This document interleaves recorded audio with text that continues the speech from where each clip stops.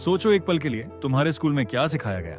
Maths सिखाया गया, science सिखाया गया, हिस्ट्री सिखाया गया, लेकिन क्या किसी टीचर ने कभी यह बताया कि सैलरी आए तो पहले क्या करना चाहिए? क्या किसी ने सिखाया कि EMI लेना चाहिए या नहीं? क्या किसी ने समझाया कि म्यूचुअल फंड क्या होता है, SIP क्या होती है, कंपाउंड इंटरेस्ट की ताकत क्या होती है? नहीं, बिल्कुल नहीं, क्योंकि इंडिया का एजुकेशन सिस्टम तुम्हें एक अच्छा एम्प्लॉय बनाना चाहता है, एक अच्छा इन्वेस्टर नहीं। और यही वजह है कि आज इंडिया में करोड़ों लोग मेहनत तो करते हैं, रात दिन पसीना बहाते हैं, लेकिन जिंदगी भर पैसा उनके पास कभी रुकता नहीं, आता है और चला जाता है। ये एक ऐसी रेस है जिसमें लोग भगते रहते हैं, लेकिन फिनिश लाइन कभी नजर नहीं आती। लेकिन एक कम्युनिटी है इस देश में जिसके बारे में बहुत कम बात होती है।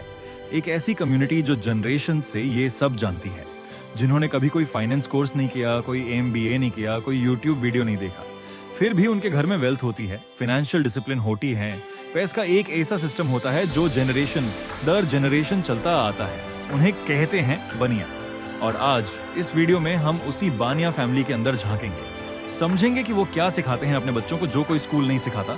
तो अगर तुम सीरियसली अपनी फाइनेंशियल जिंदगी बदलना चाहते हो तो इस वीडियो को एंड तक देखना, क्योंकि जो मैं आज शेयर करने वाला हूं वो कोई थ्योरी नहीं है, ये वो प्रैक्टिकल विजडम है जो बनिया फैमिलीज ने हजारों साल में डेवलप की है। पहले यह समझते हैं कि बनिया कम्युनिटी एक्चुअली है कौन। जब हम बनिया कहते हैं तो हम सिर्फ एक कास्ट की बात नहीं कर रहे, हम एक माइंडसेट की बात कर रहे हैं। मरवारी, गुजराती, अग्रवाल, जैन, सिंधी, ये सब कम्युनिटीज हैं जो बनिया माइंडसेट के साथ जीती हैं। ये वो लोग हैं जिनके पूर्वज व्यापारी थे, ट्रेडर्स थे, मर्चेंट्स थे। टाटा, बिरला, अंबानी, बजाज, गोदरेज, ये सब नेम्स सुनने में अलग लगते हैं, लेकिन इनकी रूट्स में एक कॉमन चीज है, और वो है बनिया माइंडसेट। पैसे के बारे में एक खास तरीके से सोचना, एक डिसिप्लिन जो घर के अंदर ही डेवलप होती है। और यह डिसिप्लिन तब शुरू होती है जब एक बनिया बच्चा सिर्फ 7 या 8 साल का होता है। वो स्कूल से आता है, बैग रखता है और सीधा दुकान पे चला जाता है। कोई फोर्स नहीं, कोई प्रेशर नहीं। जैसे किसी के घर में खाना बनाना सिखाया जाता है, उसी तरह बनिया घर में पैसे का हिसाब सिखाया जाता है। और यही से शुरू होती है वो जर्नी जो एक आम बच्चे को एक एक्स्ट्रॉर्डिनरी फाइनेंशियली इंटेलिजेंट इंसान बनाती है।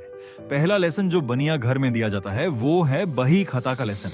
अगर तुमने कभी किसी पुराने बनिया की दुकान देखी है तो तुमने एक चीज जरूर नोटिस की होगी, एक पुराना मोटा रजिस्टर जिसमें हर एक ट्रांजैक्शन लिखी होती है। आज कितना माल आया, कितना गया, किसको कितना उधार दिया, किसे कितना लेना है, कितना खर्च हुआ, कितना बचा। यह बही खाता सिर्फ एक रजिस्टर नहीं है, यह बनिया का फाइनेंशियल ब्रेन है। बनिया बच्चे को यह सिखाया जाता है कि जिंदगी में पहला रूल ये है कि जो दिखता नहीं वो होता नहीं। मतलब अगर तुमने अपना पैसा ट्रैक नहीं किया तो वो पैसा तुम्हारा नहीं है, वो कब गया तुम्हें पता भी नहीं चलेगा। आज दुनिया में बड़े बड़े फाइनेंशियल एडवाइजर्स लोग को यह सिखाते हैं कि अपना बजट ट्रैक करो, एप्स बनाए हैं इसके लिए, कोर्सेज बेच रहे हैं इसके लिए। लेकिन एक बनिया दादी अपनी पोती को यह बात रोटी बनाना सिखाने के साथ साथ नेचुरली सिखा देती थी। वो कहती थी, बेटा पहले हिसाब करो फिर खर्चाओ।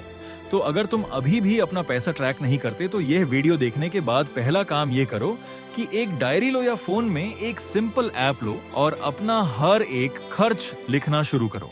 ये छोटी सी हैबिट तुम्हारी फाइनेंशियल जिंदगी बदल देगी। दूसरा लेसन है उधार का सही इस्तेमाल। बनिया लोग उधार लेते हैं, लेकिन सिर्फ तब जब वो उधार उन्हें और पैसा कमा के दे। एक बनिया बाप अपने बेटे को एक बात बार बार कहता है, बेटा उधार लेना बुरा नहीं है, उधर लेकर एसेट बनाना अच्छा है, उधर लेकर लग्जरी खरीदना बर्बादी है। सोचो आज की जनरेशन कैसे उधार लेती है। एक नया आईफोन आया तो EMI पे ले लिया, एक ब्रांडेड बैग देखा तो क्रेडिट कार्ड से ले लिया, गोवा ट्रिप प्लान की तो BNPL से बुक कर लिया। ये सब चीजें खरीदने के लिए उधार लिया जाता है जो कल को और ज्यादा पैसा नहीं कमाते। इन चीजों की वैल्यू टाइम के साथ गिरती है। लेकिन एक बनिया जब उधार लेता है तो वो सोचता है कि ये पैसा मुझे रिटर्न कब और कितना देगा। दुकान खोलने के लिए लोन लिया, वो दुकान कल पैसा कमाएगी। प्रॉपर्टी खरीदने के लिए लोन लिया, वो प्रॉपर्टी कल रेंट देगी या वैल्यू बढ़ेगी। ये है प्रोडक्टिव डेट, और यही बनिया का दूसरा सबक है, पैसा उठाओ सिर्फ तब जब वो पैसा तुम्हारे लिए और पैसा कमाए। तीसरा और बहुत ही पावरफुल लेसन है, पहले तिजोरी फिर हंडी। ये एक पुरानी कहावत है, लेकिन इसका मतलब आज के कॉन्टेक्स्ट में और भी ज्यादा रेलेवेंट है। पहले तिजोरी मतलब पहले सेविंग, फिर हंडी मतलब फिर घर का खर्च। आज की जनरेशन क्या करती है? पहले खर्च करती है, पहले रेंट, पहले ईएमआई, पहले ग्रोसरी, पहले आउटिंग, पहले ऑनलाइन शॉपिंग, और महीने के एंड में जो बचता है वो इन्वेस्ट करते हैं, और अक्सर कुछ बचता ही नहीं। एक बनिया घर में ये बिल्कुल उल्टा होता है। जिस दिन पैसा आता है उसी दिन एक फिक्स्ड अमाउंट पहले अलग कर दिया जाता है, सेविंग्स पहले, बाकी सब बाद में। इस कॉन्सेप्ट को आज की फाइनेंस दुनिया में कहते हैं पे योरसेल्फ फर्स्ट। वॉरेन बफेट ने भी ये बात कही है, रॉबर्ट कियोसाकी ने भी यह लिखा है।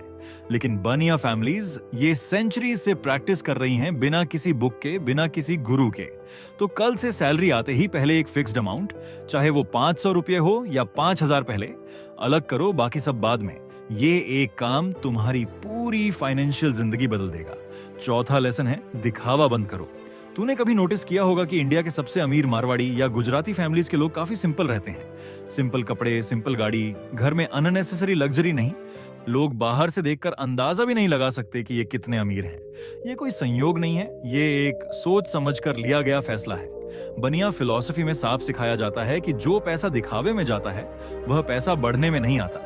हर रुपया जो तुमने किसी ब्रांडेड बैग पर खर्च किया वह रुपया था जो 20 साल में कंपाउंड होकर लाखों बन सकता था। हर रुपया जो तुमने सिर्फ इंस्टाग्राम स्टोरी के लिए किसी महंगे रेस्टोरेंट में खर्च किया वह रुपया था जो तुम्हारा भविष्य सुरक्षित कर सकता था। आज सोशल मीडिया ने इस समस्या को और बड़ा कर दिया है।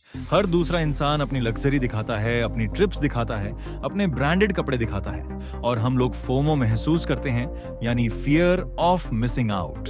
और यही फोमो तुम्हारी वित्तीय जिंदगी को बर्बाद कर रहा है। एक बनिया ये बात जानता है, वह खामोशी से अपनी संपत्ति बनाता है। तो अगली बार जब तुम्हारे मन में आए कि यह फोन लूं या यह बैग लूं सिर्फ इसलिए कि दोस्तों को दिखाना है, तो रुक जाओ और अपने आप से पूछो, क्या यह मेरी संपत्ति बढ़ाएगा या सिर्फ मेरे अहंकार को संतुष्ट करेगा? पांचवां सबक, जो सबसे महत्वपूर्ण और सबसे विवादास्पद भी है, वह है साफ हिसाब रखो। चाहे भाई हो, चाहे पिता हो, चाहे दोस्त हो, हिसाब हमेशा साफ रखो। ये सुनने में थोड़ा कठोर लग सकता है, लेकिन ऐसा सोचना बिल्कुल गलत है। साफ हिसाब रखना वास्तव में सम्मान की निशानी है। जब पैसों का लेन देन साफ तौर पर लिखा हुआ हो, उस पर सहमति हो, हस्ताक्षर हो, तो बाद में कोई भ्रम नहीं होता, कोई शिकायत नहीं होती, रिश्ते नहीं टूटते। कितने भारतीय परिवारों में तुमने देखा होगा कि संपत्ति के बंटवारे पर भाई भाई दुश्मन बन गए। कितने दोस्तों की दोस्ती एक अधूरे कर्ज की वजह से खत्म हो गई। ये सब इसलिए होता है क्योंकि लोग रिश्तों के नाम पर पैसों का हिसाब साफ नहीं रखते। एक बनिया ये गलती नहीं करता, वह पहले ही सब कुछ स्पष्ट कर लेता है, लिखता है, हस्ताक्षर करवाता है और खुलकर बात करता है। और इसी वजह से बनिया व्यापारिक साझेदारियां सदियों तक चलती हैं, उनके रिश्ते भी मजबूत रहते हैं और उनका पैसा भी सुरक्षित रहता है। इसलिए अगर तुम्हारे किसी दोस्त या परिवार के सदस्य ने तुमसे पैसा लिया है तो कृपया उसे लिखित में रखो, हस्ताक्षर करवाओ। यह रिश्ता तोड़ना नहीं है, यह रिश्ता बचाना है। अब एक बात समझना बहुत जरूरी है, बनिया माइंडसेट सिर्फ बनिया समुदाय के लोगों के लिए नहीं है, ये एक सार्वभौमिक दर्शन है। वॉरेन बफेट मूल रूप से एक अमेरिकी बनिया ही है। वह भी लंबी अवधि के बारे में सोचते हैं, वह भी दिखावा नहीं करते, वह भी धैर्य रखते हैं और वह भी हिसाब साफ रखते हैं।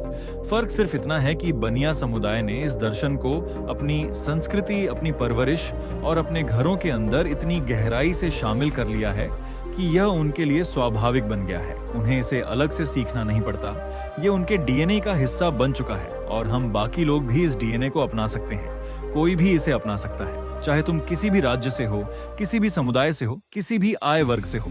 अगर तुम अपने खर्चों का हिसाब रखना शुरू कर दो, उत्पादक कर्ज लो, पहले बचत करो फिर खर्च करो, दिखावा बंद कर दो और हिसाब साफ रखो, तो तुम भी उसी रास्ते पर चलोगे जिस रास्ते पर बनिया परिवार सदियों से चलते आ रहे हैं। ये कोई गुप्त समाज नहीं है, ये सिर्फ एक सोच है, एक अनुशासन है, एक जीवन शैली है जिसे तुम आज से ही अपना सकते हो। तो दोस्तों, आज का एपिसोड यहीं समाप्त होता है। बनिया परिवार का वित्तीय शिक्षा तंत्र, वे बातें जो कोई स्कूल नहीं सिखाता, लेकिन एक बनिया घर में बचपन से दिल और दिमाग में उतार दी जाती है। अगर यह वीडियो तुम्हें मूल्यवान लगी हो तो कृपया इस वीडियो को लाइक करो और अपने उन दोस्तों के साथ शेयर करो जिन्हें पैसों की सही समझ की जरूरत है। और अगर तुम चाहते हो कि हम ऐसी ही गहरी वित्तीय समझ और ज्ञान साझा करते रहें तो अभी सब्सक्राइब करो और बेल आइकन दबाओ ताकि कोई भी वीडियो तुमसे छूट ना जाए। क्योंकि इस चैनल पर हम सिर्फ नंबर नहीं सिखाते, हम सोचने का तरीका सिखाते हैं। हम तुम्हारी मदद करते हैं वह माइंडसेट विकसित करने में जिससे तुम अपनी वित्तीय जिंदगी को हमेशा के लिए बदल सको। ये हमेशा याद रखना, हम हाइप के पीछे नहीं भागते, हम अनुशासन के साथ संपत्ति बनाते हैं। अगली बार मिलेंगे एक और दमदार वित्तीय सबक के साथ। तब तक इन्वेस्ट लाइक बनिया, प्रॉफिट पी के साथ।